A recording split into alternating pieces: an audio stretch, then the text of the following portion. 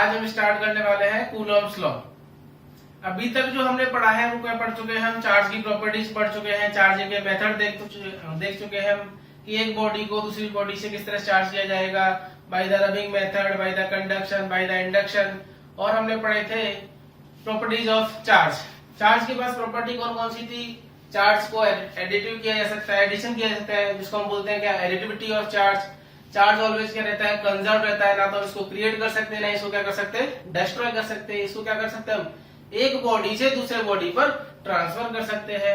और क्या देखा था हमने, चार्ज इनवेरियंस देखा था। चार्ज कभी भी वेरी नहीं करता, चाहे चार्ज रेस्ट में हो चाहे चार्ज किस में हो, मोशन में हो। और लास्ट क्या पढ़ा था हमने, क्वांटाइजेशन ऑफ चार्ज, कि जो एक बॉडी से दूसरे बॉडी में चार्ज का जो ट्रांसफर होगा वो कितना होगा, जो आपका स्मॉलेस्ट चार्ज होगा उसकी इंटीग्रल मल्टीपल में होगा, जो क्या कहलाया जाता है, वो क्वांटाइजेशन ऑफ चार्ज कहलाया जाता है। आज हम पढ़ने वाले हैं क्या, कूलॉम्स लॉ। कूलॉम कहते एक साइंटिस्ट थे जिन्होंने क्या किया था, चार्ज पे एक्सपेरिमेंट किए। मतलब क्या था, अभी तक हम देख रहे थे कि एक बॉडी लिया हमने, क्या लिया, एक बॉडी लिया, एक चार्ज है आपके पास, मान लीजिए Q1, उस बॉडी में चार्ज कितना है आपके पास, प्लस Q1 है मान लीजिए। एक दूसरा हमने चार्ज कंसीडर किया, उसके पास चार्ज क्या है, प्लस Q2 है। तो हम जानते हैं कि जब सेम चार्ज होंगे तो सेम चार्ज क्या करते हैं, एक दूसरे को रिपेल करते हैं। तो ये दोनों चार्ज क्या करेंगे, एक दूसरे को रिपेल करेंगे। मान लीजिए कि ये Q2 चार्ज क्या करेगा, इस Q1 चार्ज को इधर रिपेल करेगा, ये Q1 चार्ज क्या करेगा, इस Q2 चार्ज को इधर रिपेल करेगा। अगर मैंने इसमें से एक चार्ज को होल्ड कर रखा है, तो जैसे मान लीजिए Q1 को होल्ड कर रखा है, तो Q1 क्या करेगा, इस Q2 चार्ज को रिपेल करेगा, तो Q2 चार्ज क्या करेगा, इधर मूव करेगा। अगर Q2 चार्ज को मैं क्या कर लूं, होल्ड कर लूं, तो Q1 चार्ज क्या करेगा, इधर रिपेल करेगा। मतलब एक चार्ज को मैं होल्ड कर रहा हूं, दूसरा चार्ज क्या कर रहा है, इससे रिपेल कर रहा है। अगर सेम चार्ज होंगे तो क्या कर रहे हैं, दूर दूर जा रहे हैं। अगर यही क्या होते हैं, इनमें से एक चार्ज कैसा होता, नेगेटिव होता, और एक चार्ज कैसा होता आपके पास, पॉजिटिव होता। अगर मैंने Q1 चार्ज को होल्ड कर लिया तो ये Q2 चार्ज क्या करेगा, इधर मूव करेगा। अगर Q2 चार्ज को मैंने होल्ड कर रखा होता तो Q1 चार्ज किधर मूव करता, इधर मूव करता।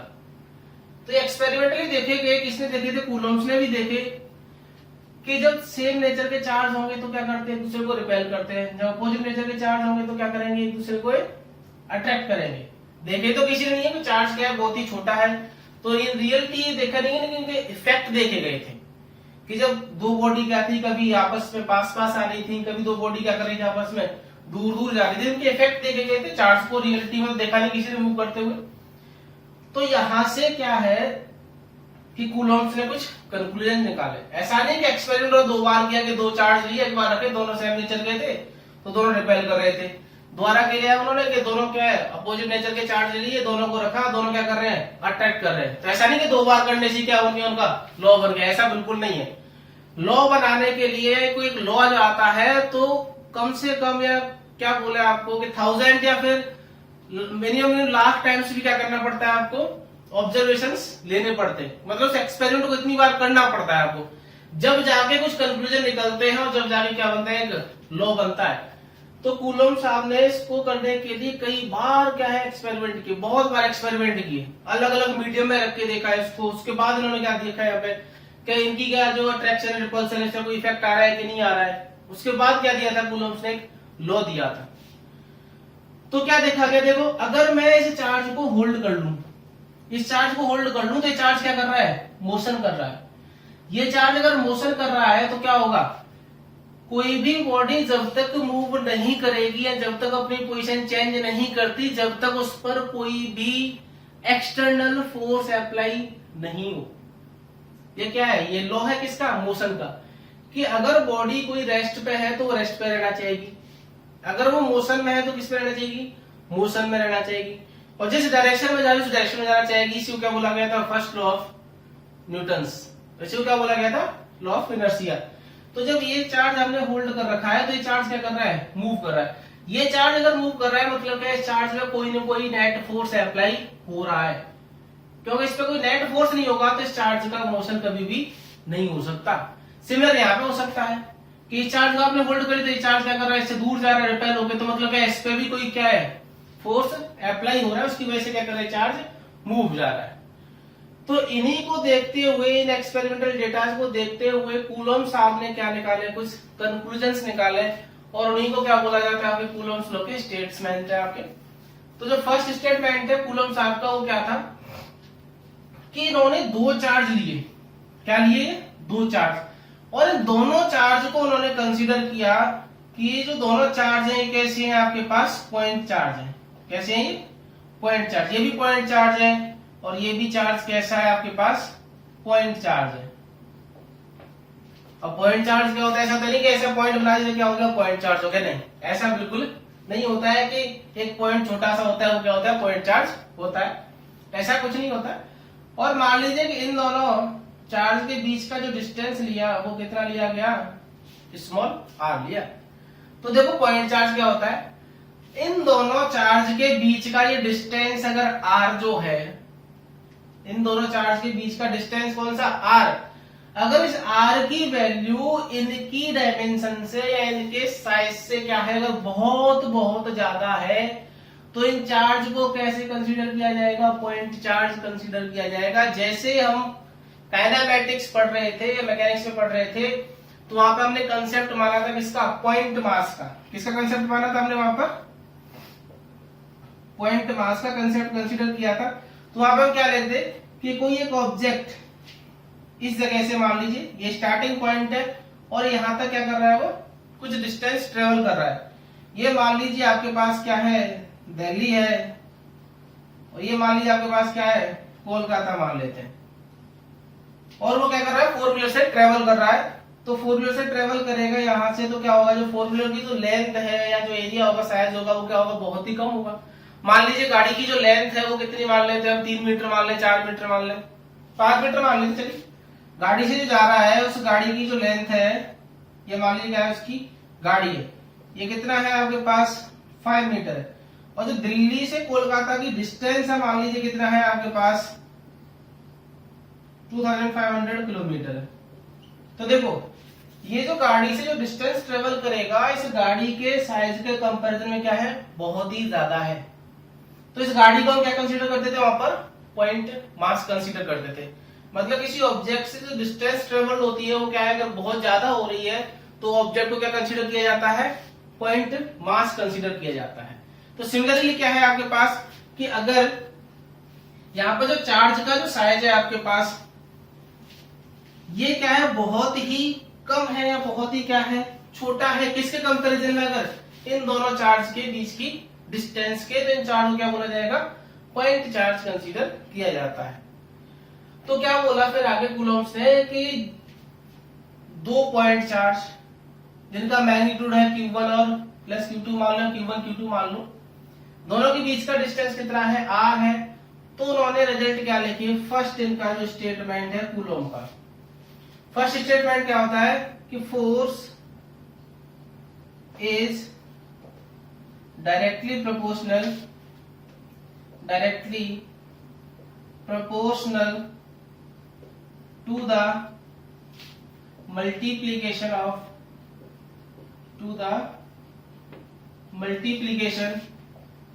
of magnitude of charge. मतलब क्या है कि जो फोर्स होगा जो अप्लाई हो रहा है, चाहे Q1 चार्ज पर Q2 के द्वारा या फिर Q2 चार्ज पर किसके द्वारा? Q1 चार्ज के द्वारा, तो जो फोर्स होगा वो क्या होगा? डायरेक्टली प्रोपोर्शनल होगा किसके? इन दोनों चार्ज के मैग्नीट्यूड के मल्टीप्लीकेशन के इक्वल होगा। तो क्या लिख सकते हैं कि जो फोर्स है जो F, ये डायरेक्टली प्रोपोर्शनल है किसके? Q1 एंड Q2 के। इक्वेशन कौन सी? फर्स्ट। फोर्स दोनों चार्ज के मैग्नीट्यूड के मल्टीप्लीकेशन के क्या है? ये डायरेक्टली प्रोपोर्शनल है। अगर इनका मैग्नीट्यूड बढ़ेगा तो फोर्स भी क्या होगा? बढ़ेगा। यानी मैग्नीट्यूड बढ़ाया, किसने बढ़ाया था? कूलॉम्स ने बढ़ाया। इसका मैग्नीट्यूड बढ़ाया तो बढ़ा के देखा कि इसका क्या है? इस पे लगने वाला फोर्स क्या हो गया? बढ़ गया। जब इसको होल्ड किया तो क्या देखा? इस पे लगने वाला फोर्स भी क्या हो गया? बढ़ गया। तो उन्होंने बोला कि इन दोनों चार्ज पर लगने वाला फोर्स जो होगा उन दोनों चार्ज के मैग्नीट्यूड के मल्टीप्लीकेशन के क्या होगा? प्रोपोर्शनलिटी होगा। सेकंड स्टेटमेंट क्या देखा उन्होंने? जो ऑब्जर्वेशन था उनका कि अगर मैं इन दोनों चार्ज के बीच का जो डिस्टेंस है ये r, इसको भी अगर मैं क्या करूं, वेरी करूं, तो भी इस पर लगने वाला जो फोर्स है F वो क्या करता है, वेरी करता है। मतलब क्या है कि अगर Q1 Q2 के बीच का डिस्टेंस अभी क्या है r, अब मैं क्या करूं, इस डिस्टेंस को कम कर दूं। अगर मैंने इस डिस्टेंस को कम किया तो यहाँ पे जो लगने वाला फोर्स था ये F, ये भी क्या हो गया, वेरी कर गया। जब इसके बीच का डिस्टेंस क्या किया मैंने, बढ़ा दिया, जब डिस्टेंस बढ़ाया तो क्या हुआ, इनके बीच का फोर्स फिर भी वेरी कर गया। तो जो कंक्लूजन था, जो देखा उन्होंने कि जब इन दोनों के बीच का डिस्टेंस घटाया, कम किया हमने, तो फोर्स क्या हो गया, बढ़ा। कब, जब r क्या हुआ था, कम हुआ था।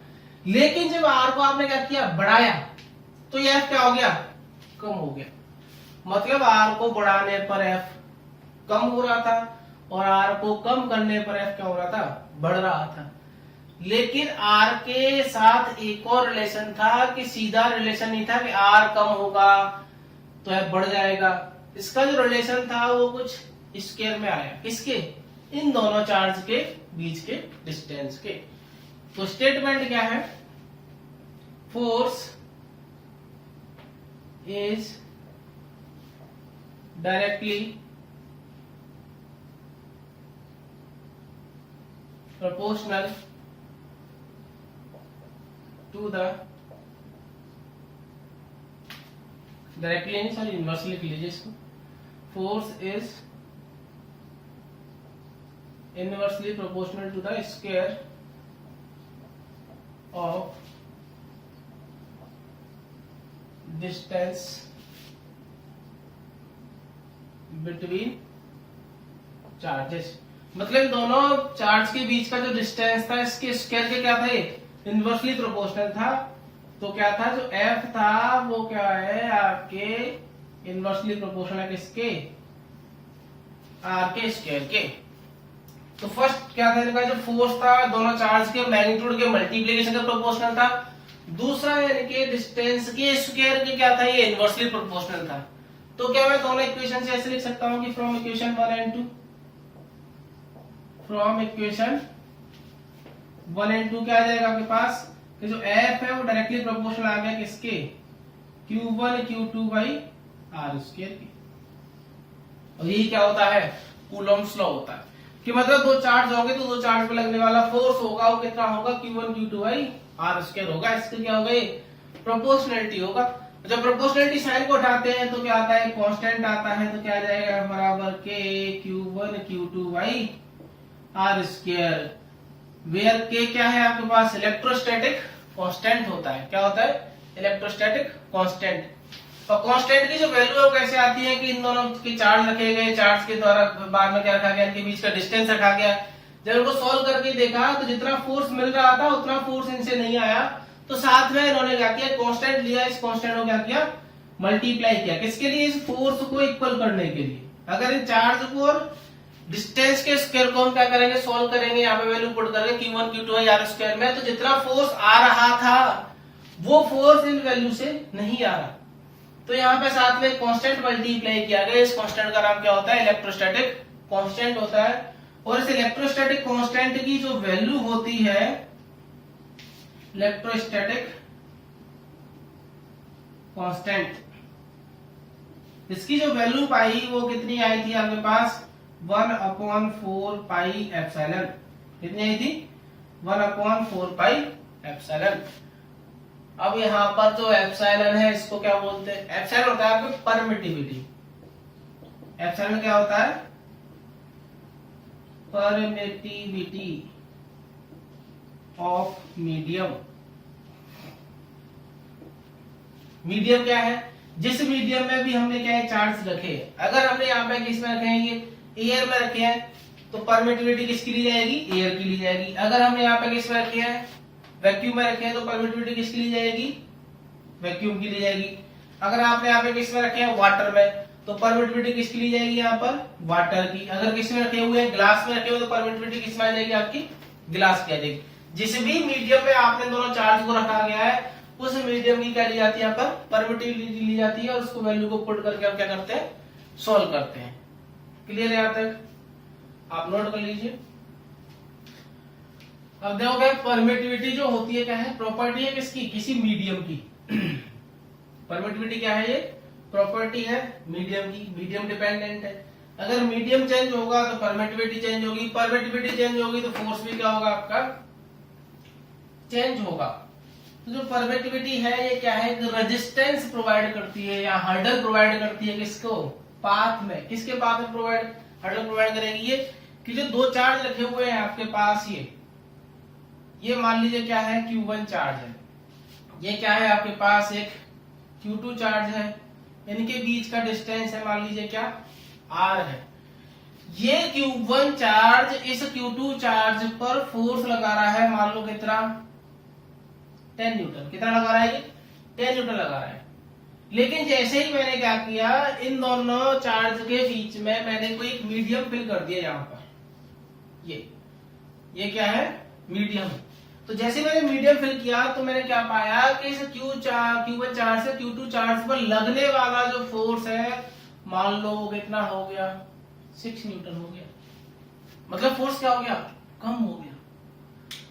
तो जो मीडियम है वो क्या कर रहा है, इस चार्ज की जो प्रॉपर्टीज है, परमिटिविटी क्या होता है, जो चार्ज होता है इसकी जो इलेक्ट्रिकल कैरेक्टरिस्टिक है, किसकी, मीडियम की। ये चार्ज इनिशियली कितना फोर्स लगा रहा था, 10 न्यूटन का। लेकिन जैसे ही मैंने यहाँ पे मीडियम प्लेस किया तो इसके द्वारा लगने वाला फोर्स कितना रह गया, यहाँ पर 6 न्यूटन रह गया। तो उसने क्या किया, इस चार्ज से इस चार्ज पर लगने वाले फोर्स को क्या कर दिया, कम कर दिया। किसे किया है, इस मटेरियल ने। इसी को क्या बोला जाएगा, इसका परमिटिविटी बोला जाएगा। कितने फैक्टर से ये क्या कर रहा है, कम कर रहा है, कितने फैक्टर से इसको बढ़ा रहा है। अगर मान लीजिए यहाँ पे मीडियम रखा और ये फोर्स हो गया 10 न्यूटन से कितना कर दे, मान लो ये कितना कर दे, 15 न्यूटन कर दे, तो फोर्स क्या हो गया, बढ़ गया। मतलब क्या है, इस चार्ज की जो प्रॉपर्टीज है वो क्या कर रहा है, ये मीडियम अगर इफेक्ट कर रहा है तो ये जो इफेक्ट कर रहा है इसको क्या बोला जाता है, आपका परमिटिविटी बोला जाता है। कई बार क्या होगा, बढ़ा देगा, कई बार क्या करेगा, ये कम कर देगा। तो जो परमिटिविटी क्या है आपके पास, इलेक्ट्रिकल कैरेक्टरिस्टिक है किसकी, इस मीडियम की। इस मीडियम की क्या है, ये इलेक्ट्रिकल कैरेक्टरिस्टिक है, जिससे क्या करता है, ये इसके चार्ज के जो इफेक्ट होंगे इनको क्या करेगा, ये एब्जॉर्ब करेगा। एब्जॉर्ब अगर कम कर रहा है तो हो सकता है बढ़ा भी दे, कब, जब फोर्स बढ़ रहा है। तो इस मीडियम की क्या है, ये इलेक्ट्रिकल कैरेक्टरिस्टिक्स होती हैं। अगर कम कर रहा है तो क्या हो गया, इसके पाथ में हर्डल प्रोवाइड कर रहा है या रेजिस्टेंस बन रहा है, यही क्या कहलाया जाता है आपके पास, परमिटिविटी कहलाया जाता है। प्रॉपर्टी है जिसकी, ये मीडियम की प्रॉपर्टी होती है। मीडियम टू मीडियम क्या करता है, वेरी करता है। तो जैसे ये वेरी करेगा वैसे क्या होगा, के वेरी करेगा, के वेरी करेगा तो फोर्स भी क्या करता है, वेरी करता है। अगर मान लीजिए if both charge are placed in vacuum और फ्री स्पेस और एयर मान लें, तो जो फोर्स होता है, के की जो वैल्यू होती है, के की वैल्यू हो जाती है 1/4 पाई एप्सिलॉन नॉट। और एप्सिलॉन नॉट को बोला जाता है permittivity of free space, vacuum और एयर। जब यहाँ पर इन दोनों चार्ज के बीच में फ्री स्पेस लिया गया, वैक्यूम लिया गया, तो इन दोनों के बीच में जो लगने वाला जो फोर्स था वो क्या था, मैक्सिमम था। तो इनके द्वारा जो इनके जो जब रखा गया इन दोनों को, चार्ज को इस मीडियम में, वैक्यूम में या फ्री स्पेस में, तो फोर्स क्या था, मैक्सिमम था। लेकिन बाकी जब मीडियम में रखा गया, जैसे फॉर एग्जांपल आपका माइका ले ले, माइका ले, या फिर क्या ले, ग्लास ले, पैराफिन वैक्स ले, वाटर ले ले, जब इनमें रखा गया तो क्या देखा गया कि जो इनिशियल फोर्स था किसमें, वैक्यूम में, ये फोर्स क्या हो गया, कुछ रिड्यूस हो गया था किसी फैक्टर से। और जिस फैक्टर से क्या होता है वो फोर्स चेंज होता है, उसी फैक्टर को बोला जाता है इनका क्या, परमिटिविटी। जिस फैक्टर से क्या करते हैं, फोर्स को क्या करते हैं, कम करते हैं, जिस मीडियम में रख दिया उसको क्या बोला जाएगा, इसका परमिटिविटी बोला जाएगा, इसका मीडियम का। जो के है वो क्या है, आपके मीडियम डिपेंडेंट होता है। मीडियम वेरी करोगे तो के की वैल्यू क्या होगी, आपके चेंज होगी। तो जो है आपके पास इसकी वैल्यू, अगर ये किस में रखा हुआ है, वैक्यूम में रखा हुआ है, तो इसकी वैल्यू या तो 1/4πε0 होगी, और इसी को जब सॉल्व किया गया तो वैल्यू आई 10 इंटू 9 इंटू 10⁹ अगर आप यहां से के की यूनिट देखें तो क्या आ जाएगा, ये न्यूटन मीटर स्क्वायर पर कूलम स्क्वायर। फोर्स का न्यूटन, डिस्टेंस है तो क्या हो जाएगा मीटर स्क्वायर, मल्टीप्लाई हो जाएगा Q1 Q2 कूलम है, डिवाइड में आएगा तो क्या हो जाएगा इसका कूलम स्क्वायर हो जाएगा। और जो आपके पास एप्सिलॉन नॉट है, परमिटिविटी है, इसकी जो वैल्यू होती है फ्री स्पेस के लिए वो होती है 8.85 इंटू 10⁻⁻12। यूनिट क्या हो जाएगी इसकी, कूलम स्क्वायर पर न्यूटन मीटर स्क्वायर। ये किसके लिए, आपके फ्री स्पेस या वैक्यूम के लिए। ये क्या है आपके इलेक्ट्रोस्टैटिक कांस्टेंट है, ये क्या है परमिटिविटी ऑफ वैक्यूम और फ्री स्पेस। वैल्यू कितनी होती है 8.85 मल्टीप्लाई 10⁻12 होती है coulomb square upon newton metre square. ये तो क्या है इसकी यूनिट है। अगर बात की जाए किसकी, इसकी डायमेंशन की, डायमेंशन निकाले हम किसकी, डायमेंशन ऑफ एप्सिलॉन नॉट। तो देखो यूनिट क्या है इसकी कूलम है, कूलम क्या है आपके चार्ज है, तो चार्ज की जो डायमेंशन है वो क्या है 80, तो 80 का क्या हो जाएगा स्क्वायर हो जाएगा। नीचे क्या है न्यूटन है, न्यूटन का क्या होता है m1L1T-2, और साथ में क्या है आपके पास मीटर स्क्वायर है, मीटर स्क्वायर कितना हो जाएगा L2। जब सॉल्व करें देखो m क्या है ऊपर जाएगा तो क्या हो जाएगा आपके पास -1, m l कितना है 1 ये रहा 2 ये रहा, कितना हो गया -3, t -2 ये रहा, t प्लस का ऊपर का 2 होगा तो कितना हो जाएगा T4, और कितना हो जाएगा आपके पास A2। ये क्या हो जाएगी इसकी डायमेंशन हो जाएगी इसकी आपके पास एप्सिलॉन नॉट की डायमेंशन होगी आपके पास, यूनिट होगी किसकी एप्सिलॉन नॉट, जिसको हम क्या बोलते हैं परमिटिविटी ऑफ वैक्यूम बोलते हैं। नोट करें आप ये। देखो कुछ रिजल्ट हो रहे हैं इसके आपके कूलम्स लॉ के, कि जब दो चार्ज लिए थे आपने, ये चार्ज क्या था आपके पास Q1 था, और एक चार्ज क्या था आपके पास Q2 था। इन दोनों के बीच का डिस्टेंस आपने कंसीडर किया कितना है, मान लो R है। अगर दोनों चार्ज कैसे मालूंगा, पॉजिटिव पॉजिटिव मान लूं, तो अगर मैं एक चार्ज को होल्ड करूंगा तो इस पर लगने वाला फोर्स कहाँ होगा, इधर होगा। अगर चार्ज को होल्ड कर लूं तो इस चार्ज में फोर्स क्या लगेगा आपके इस डायरेक्शन में, फोर्स क्या होगा अप्लाई होगा। और फोर्स की वैल्यू कितनी होती है कूलम्स लॉ से देख लिया हमने, क्या होगा F बराबर K Q1 Q2 y कितना होता है R² होता है। मान लीजिए मैंने क्या है इस Q1 चार्ज को होल्ड कर लिया और Q2 चार्ज पे क्या लगेगा फोर्स लगेगा, तो क्या हो जाएगा फोर्स ऑन 2 ड्यू टू 1, तो क्या आ जाएगा आपके पास फोर्स ऑन 2 ड्यू टू 1 कितना आ जाएगा K Q1 Q2 y R²। अब अगर मैं क्या करूं Q2 को होल्ड कर लूं, Q1 पे क्या देखूं फोर्स देखो, तो क्या आ जाएगा फोर्स ऑन 1 ड्यू टू 2, तो कितना लिख सकते हैं हम F12 कितना आएगा K Q1 Q2 y R²। आप ध्यान से देख सकते हैं, देखो वैसे तो फोर्स क्या वेक्टर क्वांटिटी होती है, इसमें तो फोर्स कहां लग रहा है राइट में लग रहा है, इसमें फोर्स कहां लग रहा है इधर लेफ्ट में लग रहा है। लेकिन अभी अगर हम बात करें किसकी, सिर्फ और सिर्फ मैग्नीट्यूड की, दोनों चार्ज पर लगने वाले फोर्स के सिर्फ मैग्नीट्यूड की बात कर रहे हैं, अभी हम डायरेक्शन की डिस्कशन नहीं कर रहे। तो जब देखा गया तो दोनों चार्ज पर लगने वाला जो फोर्स है उसका मैग्नीट्यूड क्या आ रहा है, देखो सेम आ रहा है। मतलब फोर्स ऑन 2 ड्यू टू 1 ये बराबर है किसके फोर्स ऑन 1 ड्यू टू 2 के मैग्नीट्यूड है दोनों। तो देखो दोनों पे लगने वाले फोर्स क्या है बराबर आए।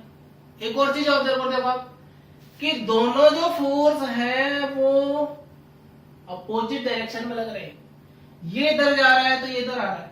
अगर चार्ज कैसे होते हैं, ये नेगेटिव होता है, ये कैसा होता है पॉजिटिव होता है, ये Q1 पॉजिटिव है, ये क्या है आपके पास नेगेटिव है, तो ये इधर आएगा तो क्या आएगा इधर आएगा।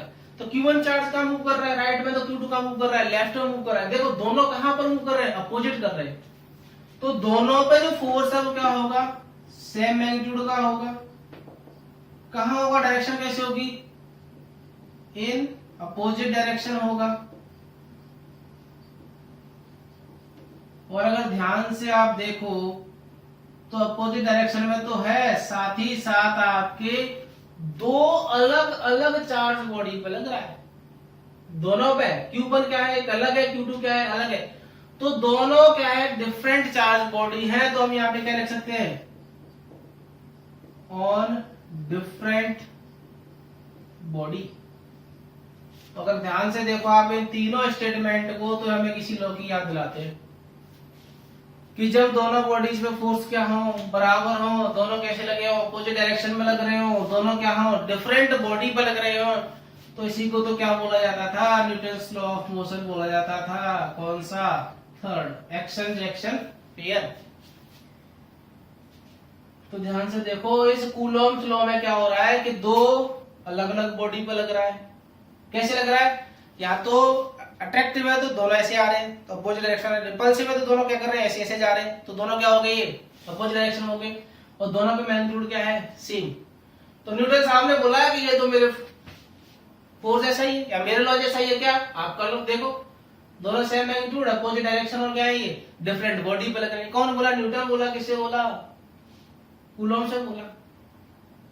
बात सही है, क्योंकि देख लो ये किसमें होता है Newton's law of motion third में होता है, तो इसलिए इलेक्ट्रोस्टैटिक जो फोर्स है तो उन्हें क्या बोला जाता है आपके एक्शन रिएक्शन फोर्स भी बोला जाता है। अब आगे बात बढ़ी, जब बोला गया कि ठीक है चलो आपके जैसा है तो, लेकिन किसी ने पूछा कूलॉम से कि देखो आपके जो फोर्स है चार्ज पे कुछ इस तरह से लग सकता है क्या कि इस वाले चार्ज पर फोर्स तो ऐसे लगे और इस वाले चार्ज पर फोर्स कैसे लगे ऐसे लगे। तो देखो दोनों फोर्स अभी भी क्या लग रहे हैं अपोजिट डायरेक्शन में लग रहे हैं, अपोजिट लग रहे हैं, दोनों डिफरेंट बॉडी पे लग रहे हैं, अपोजिट डायरेक्शन की डिफरेंट बॉडी हो गया, दोनों का मैग्नीट्यूड भी क्या होगा सेम होगा, लेकिन ऐसा नहीं हो रहा था। ये किसने बताया? कूलॉम्स ने बताया। और क्या बोले वो कि दो चार्ज पर लगने वाला फोर्स हमेशा कैसे होगा उन दोनों चार्ज को ज्वाइन करने वाली लाइन के अलोंग ही होगा। अगर दो चार्ज, एक चार्ज यहाँ पर है एक चार्ज यहाँ पर है, तो जो फोर्स की डायरेक्शन होगी वो हमेशा किधर होगी X along the line joining of the two charge. इन दोनों चार्ज को जो एक लाइन ज्वाइन कर रही है इस लाइन पर ही क्या होगा फोर्स की डायरेक्शन होगी, या तो फोर्स इधर होगा या फोर्स इधर होगा या फोर्स इधर होगा या फोर्स कहां होगा इधर होगा, इधर और इधर कभी भी फोर्स नहीं हो सकता। और एक नई टर्मिनोलॉजी बनाएगी जिसको हम क्या बोलते हैं सेंट्रल फोर्स। क्या बोलते हैं? Central force. तो सेंट्रल फोर्स एक क्या है टर्मिनोलॉजी है जिसमें क्या होता है कि जो फोर्स है हमेशा किधर लगता है x along the line joining of the charges. अगर हम क्या पढ़ रहे हैं कूलॉम्स लॉ, अगर ये हम क्या पढ़ रहे होते ग्रेविटेशन लॉ पढ़ रहे होते तो वहां पे क्या बोलते हैं कि जो gravitation force is the central force. Central force का मतलब क्या है कि वहां पर दो मास के बीच में जो फोर्स लगेगा वो हमेशा किधर लगेगा उन दोनों मास को ज्वाइन करने वाली लाइन के अलोंग ही लगेगा। इसलिए जो ग्रेविटेशनल फोर्स होता है वो भी कैसा होता है सेंट्रल फोर्स होता है, और जो इलेक्ट्रोस्टैटिक फोर्स है वो भी कैसा फोर्स है सेंट्रल फोर्स है। तो यहां पर हम कुछ लिख सकते हैं पॉइंट बना के, क्या लिख सकते हैं एक्स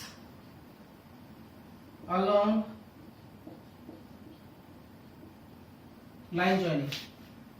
दूसरा क्या है ये फोर्स कैसे है ये एक्शन रिएक्शन वाले हैं, एक्शन रिएक्शन फोर्स, और इसी टर्मिनोलॉजी को बोला जाता है क्या सेंट्रल फोर्स।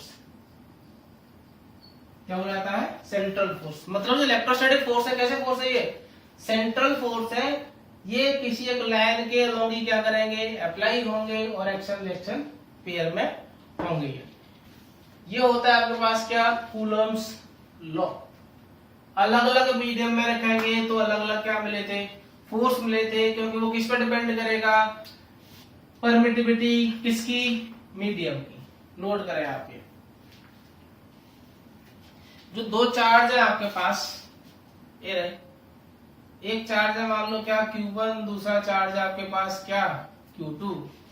इन दोनों के बीच का डिस्टेंस है मान लीजिए कितना आपके पास R1। किस किस के बीच का डिस्टेंस Q1 Q2 के बीच का डिस्टेंस। तो इन दोनों चार्ज के बीच में अभी जो फोर्स होगा फोर्स 1 2 बराबर होगा किसके फोर्स 2 1 के, और वैल्यू क्या आएगी आपके पास K Q1 Q2 by R1 का स्क्वायर। अब क्या है कि इन दोनों के सराउंडिंग में मान लो एक और क्या आ जाए चार्ज आ जाए, क्या आ जाए एक और चार्ज आ जाए Q3, और मान लीजिए डिस्टेंस जो है वो क्या है आपके पास R2 है, कितनी है R2।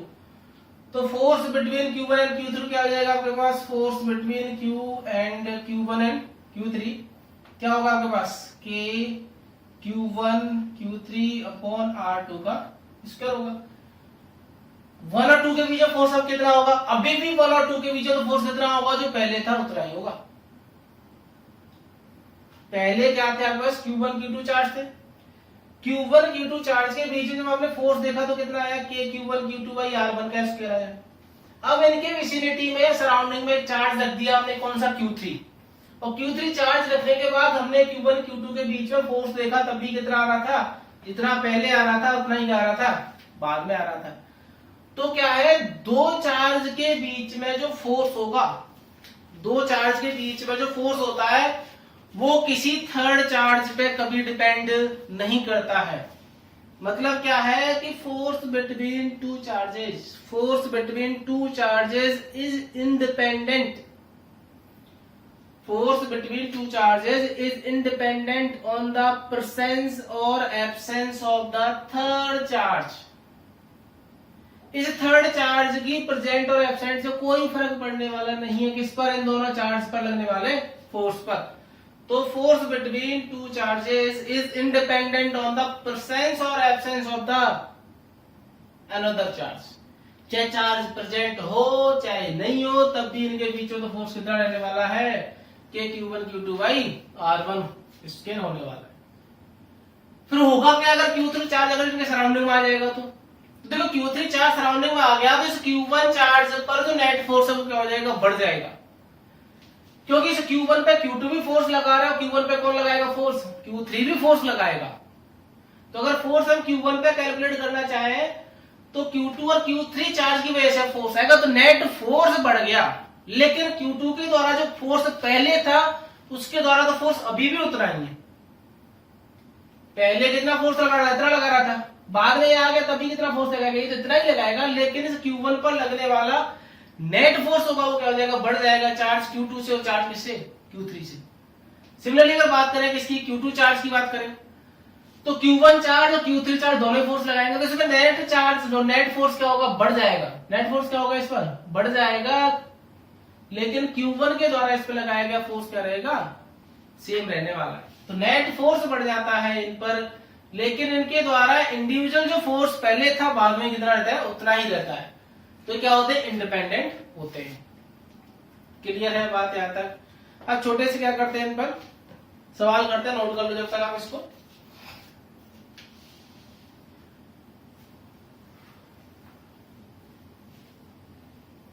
एक छोटा सा एकदम सिंपल सवाल कि कोई दो चार्ज है 1 मीटर की डिस्टेंस पर रखे हुए हैं और उनके बीच में आपसे क्या पूछा गया है, फोर्स पूछा गया है। क्वेश्चन क्या है, दो चार्ज हैं, एक Q1 चार्ज है, एक चार्ज कौन सा है, Q2 है, दोनों के बीच का डिस्टेंस कितना है आपको ये दे रखा है, 1 मीटर है। कितना है ये, 1 मीटर।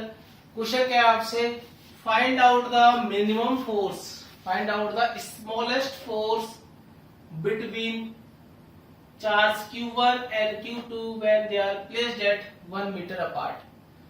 ये एक दूसरे से 1 मीटर दूरी पर रखे हुए हैं, तो find out the smallest force, find out smallest force. Solve करो, बहुत ही इजी सवाल है, कोशिश करें एक बार। सॉल्व हो गया होगा और आंसर भी आ गया होगा। सॉल्व कैसे किया है देखो आपने, शायद ऐसे ही किया होगा। देखो क्या पूछा गया आपसे, find out the smallest force पूछा गया। सबसे कम कितना फोर्स हो सकता है जब दो चार्ज 1 मीटर डिस्टेंस पर रखे हुए हो। तो फोर्स का फॉर्मूला लिख लो। सबसे पहले फोर्स का फॉर्मूला क्या होता है, K Q1 Q2 by R square. पूछा गया आपसे स्मॉलेस्ट फोर्स पूछा है, तो स्मॉलेस्ट फोर्स के लिए चार्ज क्या होना चाहिए, छोटा होना चाहिए। और सबसे छोटा चार्ज क्या होता है, Q1 बराबर Q2 बराबर 1 कूलम हो गया। और R आपको कितना दे रखा है, 1 मीटर दे रखा है। वैल्यू पुट करेंगे तो कितना आ जाएगा आपके पास, आंसर आ गया K। आंसर कितना आ गया K। बहुत ही सिंपल सवाल था। अगर आपने इस तरह से किया है तो ये क्या है, गलत है, क्योंकि आपसे पूछा क्या गया, find out the smallest force पूछा गया है, और चार्ज सबसे छोटा 1 कूलम नहीं होता है। सबसे छोटा चार्ज क्या होता है, अगर आपको याद हो तो आपको लिखाया गया था और आपको बताया भी था कि स्मॉलेस्ट चार्ज जो है वो क्या होता है, 1 कूलम नहीं होता है, क्या होता है, 1 इलेक्ट्रॉन होता है। स्मॉलेस्ट चार्ज क्या होता है, 1 इलेक्ट्रॉन होता है। तो अगर आपने इस तरह से किया है तो ये तो क्या हो गया आपका, गलत हो गया। तो जो स्मॉलेस्ट चार्ज है वो क्या है, Q1 Q2 बराबर क्या हो जाएगा, इलेक्ट्रॉन हो जाएगा। मतलब यहाँ पे भी एक इलेक्ट्रॉन रखा हो, यहाँ पे भी एक इलेक्ट्रॉन रखा हो, और 1 मीटर पे दोनों रखे हो, तब इनके बीच में क्या आएगा, जो फोर्स होगा वो क्या होगा, स्मॉलेस्ट फोर्स होगा। 1 कूलम स्मॉलेस्ट नहीं है, 1 कूलम तो इससे बहुत बहुत बड़ा है। स्मॉलेस्ट चार्ज क्या है आपके पास, इलेक्ट्रॉन है। तो जो फोर्स आ जाएगा अब कितना आ जाएगा आपके पास है बराबर के, इसके पास ही क्या ई, इसके पास ही कितना ई, और दोनों के बीच का डिस्टेंस कितना 1, तो आंसर आ गया कितना, के ई स्क्वायर न्यूटन। के की और ई की वैल्यू पुट कर सकते हो आप, पुट करने के बाद सोल्व करेंगे, उससे क्या आ जाएगा, एग्जैक्ट न्यूमेरिकल डेटा आ जाएगा। के की वैल्यू कितनी होती है, 9 × 10⁹ होती है। ई की वैल्यू कितनी होती है, चार्ज 1.6 मल्टीप्लाई 10⁻⁻, 19 कूलम होता है। वैल्यू को पुट करें, सॉल्व करें, एग्जैक्ट न्यूमेरिकल डेटा में आपके आंसर आ जाएगा। नेक्स्ट है सवाल आपके पास एक और, नोट कर लें इसको आप जब तक।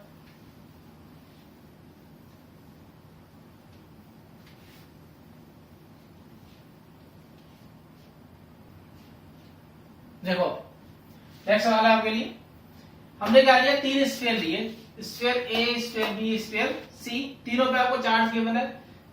स्फीयर ए पे चार्ज गिवन है माइनस के 8 माइक्रोकूलम, स्फीयर बी पे चार्ज गिवन है आपको 4 माइक्रोकूलम प्लस के हैं, और स्फीयर सी पे आपको गिवन है क्या, plus 16 microcoulomb.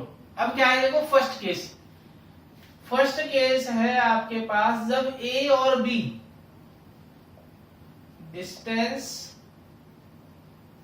between A and B is 2 meter, then find out force। मतलब जब डिस्टेंस ए और बी के बीच में कितनी है, 2 मीटर है, तो क्या करो, फोर्स कैलकुलेट करो। दूसरा केस क्या है, अगर मैंने बी को सी के साथ टच कर दिया, बी को क्या कर दिया, सी के साथ टच किया पहले, और टच करने के बाद वापस से बी को मैंने उतने ही डिस्टेंस पर रख दिया जिससे ए से, तब इसके दोनों के बीच में फोर्स क्या होगा। क्या किया है, बी को मैंने पहले सी के साथ टच किया है, टच करने के बाद मैंने बी को वापस से उसी जगह रख दिया है, तब इन दोनों के बीच में फोर्स कितना होगा, after contacting be with B with C and placed apart 2 meter from A, then find out force। Question क्या है कि A और B दोनों क्या है, 2 मीटर दूरी पर रखे हुए हैं पहले, तो आपको फोर्स कैलकुलेट करना है। फिर क्या किया आपने, बी को सी के साथ क्या कर दिया, टच कर दिया, कांटेक्ट कर दिया। कांटेक्ट करने के बाद वापस आपने बी को कहां रख दिया, उसी जगह रख दिया। कितने रखा है, 2 मीटर पर, कहां से, ए से। तब क्या करना है, इन दोनों के बीच में क्या करना है, फोर्स कैलकुलेट करना है। सॉल्व कीजिए पॉज करके आप।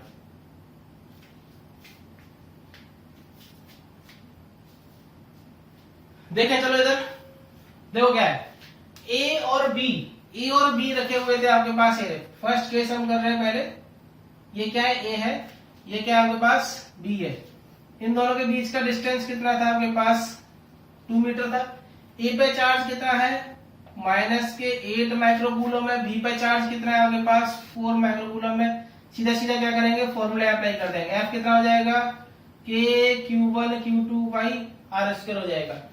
के की वैल्यू कितनी होती है, 9 × 10⁻9 होती है। Q1 की वैल्यू कितनी है आपके पास, 8 × 10⁻6। माइक्रो की वैल्यू क्या होती है, 10⁻6 होती है। 8 माइक्रोकूलम हो गया, मल्टीप्लाई 4 माइक्रोकूलम हो गया, अपॉन डिस्टेंस कितनी दोनों के बीच की 2 है, तो 2 का क्या हो जाएगा, स्क्वायर हो जाएगा, ये गया 4, 9 8 कितना हो गया आपके पास, 9 और 8 का मल्टीप्लाई कितना हो गया, 72 हो गया। पावर देखो 9 है, इसके बाद 6 है, इसके बाद 6 है, तो कितना बचा पावर, मल्टीप्लाई -3 बचा क्या, Newton. First case. Second case में क्या किया है, देखो ध्यान से, सेकंड केस देखें, पहले इसने बी को सी के साथ टच किया है, तो बी को सी के साथ टच करेंगे तो क्या होगा, कंडक्शन होगा। क्या होगा, कंडक्शन। कंडक्शन जैसे ही होगा तो चार्ज का क्या होगा, डिस्ट्रीब्यूशन होगा। और चार्ज का डिस्ट्रीब्यूशन कैसे होता है, जितने भी ऑब्जेक्ट क्या कर रहे हैं, आप कांटेक्ट करा रहे हो उन ऑब्जेक्ट को, देख लो कितना टोटल है उनका। तो यहाँ पर ऑब्जेक्ट कितने टोटल 2 है, तो इनकी सबसे पहले क्या करो, इनके चार्ज का क्या कर दो, सम कर दो। तो चार्ज का सम करेंगे, टोटल कितना आ जाएगा, 4 + 16 कितना होगा आपके पास, 20। और जितने ऑब्जेक्ट उतने से क्या कर दो, डिवाइड कर दो। तो 20 डिवाइड बाई कितना हो जाएगा, 20 डिवाइड बाई कितना होगा 2, तो कितना आ जाएगा, 10 आ जाएगा। तो जो सेकंड वाला जो केस होगा उसमें चार्ज ए पे चार्ज कितना रहेगा, ये पॉइंट ए था आपके पास, ये सॉरी स्फीयर ए था, ये क्या था, स्फीयर बी था। तो आपके पास जो स्फीयर ए है, डिस्टेंस कितनी रख रहे हैं हम, वही रख रहे हैं। ए स्फीयर कौन सा है, बी है, डिस्टेंस कितनी है इनके बीच की, 2 मीटर है।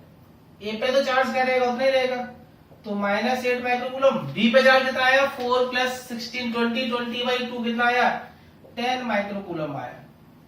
तो जब फोर्स निकालेंगे तो फोर्स कितना आ जाएगा आपके पास, है बराबर के की वैल्यू कितनी होती है, 9 × 10⁻⁹ Q1 की वैल्यू कितनी है, 8 × -6 मल्टीप्लाई Q2 की वैल्यू कितनी है, 10 × 10⁻⁶ अपॉन डिस्टेंस कितनी है 2, तो 2 का क्या हो गया, स्क्वायर हो गया।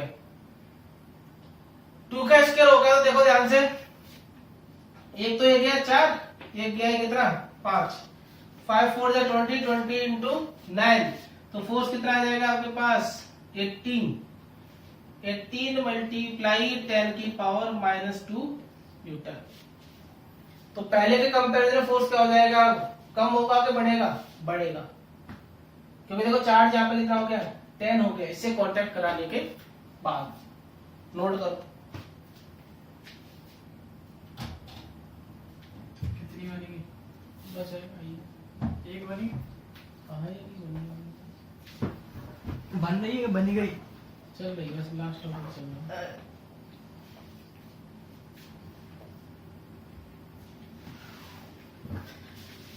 नेक्स्ट टॉपिक है आपका रिलेटिव परमिटिविटी। रिलेटिव परमिटिविटी कुछ नहीं है, परमिटिविटी होती है जो क्या करती है, परमिटिविटी क्या बताया था आपको कि दो क्या होंगे आपके पास, चार्ज होंगे, तो चार्ज के इफेक्ट को क्या करेगा, ये इफेक्ट करेगा आपके कौन, मीडियम। दो चार्ज के बीच में क्या आ गया था, मीडियम आ गया था, तो वो क्या कर रहा था, इसे एक चार्ज से चार्ज पर लगने वाले फोर्स को क्या कर रहा था, इफेक्ट कर रहा था। वो कौन करेगा, उस मीडियम की क्या है, इलेक्ट्रिकल प्रॉपर्टीज होती है। तो जो रिलेटिव परमिटिविटी है वो किस तरह से डिफाइन की गई, देखो हमने क्या लिए थे, दो चार्ज लिए, क्या लिया हमने, दो चार्ज लिए। ये चार्ज Q1 है और ये चार्ज मान लीजिए आपके पास क्या है, Q2 है। ये इनिशियली कहां पे रखे हुए हैं, मान लीजिए वैक्यूम में रखे हुए हैं। कहां पे, ये वैक्यूम में रखे हुए हैं। डिस्टेंस कितनी इनके बीच की, R है। अब इन्हीं दोनों चार्ज को मैंने क्या कर दिया, किसी मीडियम में रख दिया, Q1, डिस्टेंस वही ली, कितनी ली, R ली, डिस्टेंस कितनी है, R है, चार्ज क्या आपके पास Q1 और Q2 है। लेकिन इस बार ये दोनों चार्ज कहां पे रखे गए हैं, मीडियम में रखे गए हैं। तो क्या होता है कि जब वैक्यूम में रखा गया है दोनों चार्ज को, तो इनके बीच में जो लगने वाला फोर्स है वो हम कैलकुलेट कर सकते हैं इजीली। और जब मीडियम में रखा तो इनके बीच में जो लगने वाला फोर्स है उसको भी हम क्या कर सकते हैं, कैलकुलेट कर सकते हैं।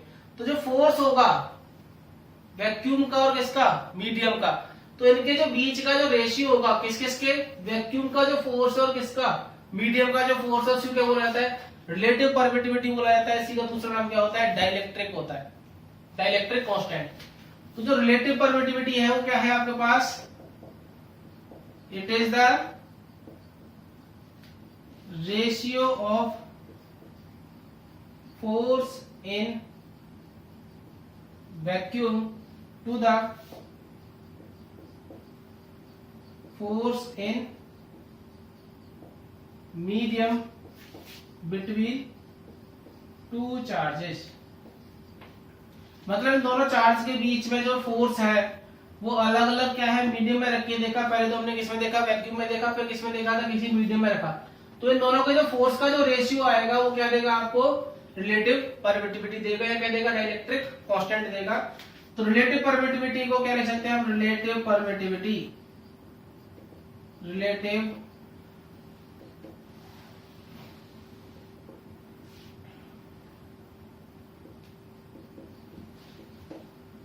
परमिटिविटी, इसको हम नोट करते हैं इससे एप्सिलॉन आर से। ये क्या हो जाएगा, फोर्स। वैक्यूम वाले को हम नोट कर रहे हैं इससे एफ नॉट से। अगर मीडियम है तो हम इसको नोट कर रहे हैं इससे एफ एम से। या फिर लिख सकते हैं क्या, फोर्स इन वैक्यूम, और क्या बोल सकते हैं, फोर्स इन मीडियम। ये क्या होता है आपके पास, रिलेटिव परमिटिविटी होती है। अगर हम फोर्स की बात करें कि इसमें वैक्यूम में, तो वैल्यू कितनी आएगी बोलो, फोर्स क्या होगा, के Q1 Q2 upon R square. तो जो फोर्स है कि इसमें आपके वैक्यूम में कितना आ जाएगा आपके पास, के Q1 Q2 upon R square. और के की वैल्यू पुट कर लेते हैं थोड़ा। के की वैल्यू कितनी थी आपके पास, 1/4 पाई एप्सिलॉन नॉट थी। और यहाँ पे जब मीडियम में रखेंगे तो कितना आएगा, 1/4 pi epsilon Q1 Q2 upon R square. ध्यान से देखो तो क्या हो जाएगा, कैंसिल आउट हो जाएगा। यहाँ पे क्या आएगा, 4 पाई आएगा। 4 पाई से 4 पाई भी क्या हो जाएगा, कैंसिल आउट हो जाएगा। जो सॉल्व करके इसको फाइनल देखेंगे तो एप्सिलॉन आर की जो वैल्यू आएगी वो कितनी आएगी, एप्सिलॉन तो ऊपर चला जाएगा, एप्सिलॉन अपॉन एप्सिलॉन नॉट। ये जो है क्या है आपके पास, रिलेटिव परमिटिविटी है। एप्सिलॉन क्या है, परमिटिविटी है किसकी, मीडियम की। अगर इसको थोड़ा सा और सॉल्व करें तो एप्सिलॉन बराबर कितना आ जाएगा, एप्सिलॉन आर और एप्सिलॉन नॉट। अगर आपको याद हो तो हम जब पढ़ रहे थे क्या, कूलम्स फोर्स या कूलम्स लॉ पढ़ा था, तो जब हमने मीडियम तो चार्ज के बीच में रखा था, अगर मैं यहाँ पे क्या रखा था, मीडियम रखा था, तो इनके पे जो लगने वाले फोर्स थे उनकी वैल्यू क्या हो रही थी, चेंज हो रही थी। तो किस पर डिपेंड कर रही थी वो, परमिटिविटी पे डिपेंड करेगी। इस पर रिलेटिव परमिटिविटी बोल सकते हैं। कितने टाइम क्या कर देगी, कम कर देगी, क्या कर देगी, बढ़ा देगी।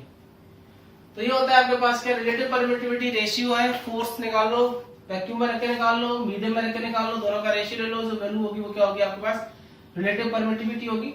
एप्सिलॉन जो है क्या है, परमिटिविटी है किसकी, मीडियम की है, ये रिलेटिव है, डाइलेक्ट्रिक कांस्टेंट है। एप्सिलॉन किसमें, आपके वैक्यूम में या फिर आपके फ्री स्पेस में। ये होता है आपका कंप्लीट क्या, कूलम्स लॉ। अभी हमने सिर्फ मैग्नीट्यूड की बात की है, यहाँ पर डायरेक्शन का कोई भी डिस्कशन नहीं कर रहे, क्योंकि फोर्स कैसी क्वांटिटी होती है, वेक्टर क्वांटिटी होती है। तो इसमें आपको magnitude as well as direction दोनों ही पता होने चाहिए। तो अभी जो हमने आज डिस्कस किया है वो क्या है, ओनली मैग्नीट्यूड है। जब हम क्या पढ़ेंगे, कूलम्स लॉ पढ़ेंगे, किसमें आपके वेक्टर फॉर्म में, तो हम उसके डायरेक्शन का भी क्या करेंगे, डिस्कशन करेंगे कि दो चार्ज रखे गए हैं तो उन पर क्या है, डायरेक्शन किधर होगी फोर्स की। जब तक पढ़ाई करते रहिए। Thank you.